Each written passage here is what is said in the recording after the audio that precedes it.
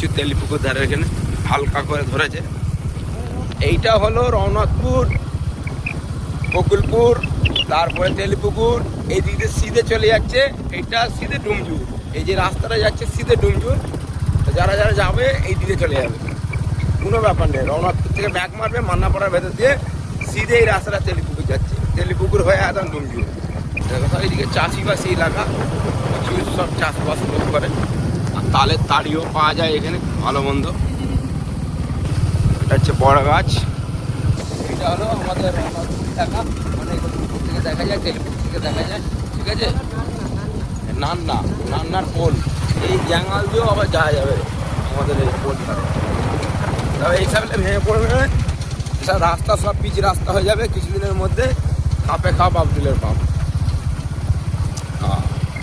হ্যাঁ বাবা, এইসব পুকুর পাখার দেখলে আমার যেন লাইতে মন যায়, কিন্তু কী করবো, পচা পুকুর লাইতে পারি না। এইটাই লাইলে যার মিরগিরি ব্যারাম আছে সব ভালো হয়ে যাবে। এটা হচ্ছে পার্বতীপুরের রাস্তা, সিধে পার্বতীপুর চলে যাচ্ছে এদিকে।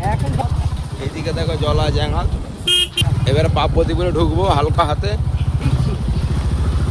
এটা পার্বতীপুর মসজিদ তলা, দেখলা খুব সুন্দর মসজিদ। এটা পার্বতীপুরের ঈদগাহ,